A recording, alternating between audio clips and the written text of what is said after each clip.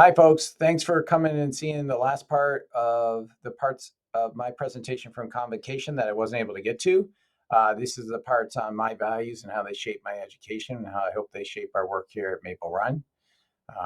So there are five areas. You and your family are first: empathy and understanding, rigor for all, take appropriate risks, and collaboration. These are areas that I think you saw through most of Convocation, but I really want to make sure I stress them that I use every day in my educational piece. This job, first, you and your family's health and matters. This job is tough enough when everything is going well in your personal life. I know this from firsthand experience. During my 26 years of being an educator, there are many times I thought being stubborn and pushing through would be the answer to making things happen and succeed. Well, many times over those 26 years, I found that that wasn't right. And I seem to relearn that lesson every time. So, my advice to you is make sure you take care of yourself and your family. This is my family, my wife Amy, my two daughters, Megan and Emily, and our dogs, Elsa, Maple, and Noodles. And that's from left to right. So, Elsa's the Newfoundland and Noodles is the Golden Doodle. I really try to take care of them and make sure they're mentally and physically healthy and happy. And that really makes me able to do when they're all right. I can do this job a lot easier. The next part that I want to talk about is empathy and understanding. I feel the biggest thing that everyone needs to do to be empathetic is first be empathetic with themselves. I have found throughout my career that many educators are very demanding and high expectations for themselves. And you have to give yourself a break. We're not going to be able to do everything we want to do. I wish we could. I know I hold myself to that standard. But you have to say, it's okay. I can't get to everything. Or I can only do what I think is an okay job. Most other people probably think it's a great job. So give yourself a break and don't go negative on yourself. I have found once I do this for myself, it's a lot easier for me to be empathetic and understanding of others. And really, don't sweat the small stuff. It's about the big pieces that we're trying to hit. That's what's important for our students and for yourself. Rigor for all.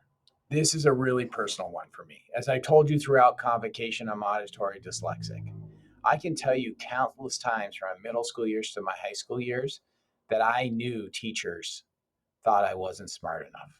They thought I shouldn't be in the track classes I'm in. I have a real bias towards tracking, and there's multiple research, especially by John Hattie, does meta-analysis. So that means that he looks at multiple research articles and tries to get a good statement of what works best for kids. There are very few things that we've created in education that don't improve student learning, but there are a few that actually are detrimental to student learning. And one of those is tracking. And so, not keeping the rigor high for every student. I'm not saying that's easy to do and that heterogeneous classes are easy, but we need to have it that the same standard is held for every student and that we adjust the learning time and the supports they need to hit those high standards that we want for everyone. For myself, if it wasn't for my mother being an educator for 40 years and jumping in and talking to my counselors and saying, hey, put them in the hardest classes, we'll provide the support. I'm lucky I had that type of support. Not all of our students do. We need to find a way to do that in education. And that's not just a Maple Run problem, that's a problem across US education.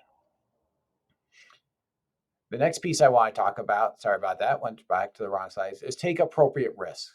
We need to be lifelong learners. And we ask our kids to take risks every day, and we need to as educators as well. Try something new.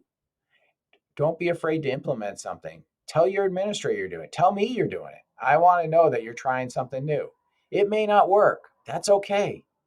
Then go back and improve on it. Or it may only go so so. Be willing to try that new thing with your students. It will work. And the last piece is collaboration. And I think the seagull and the crabs said it all in the video that was at Convocation. We're a lot better when we work together. Hope you like this video. And I hope if you want to talk about more about it, just send me an email or stop me next time I'm at school.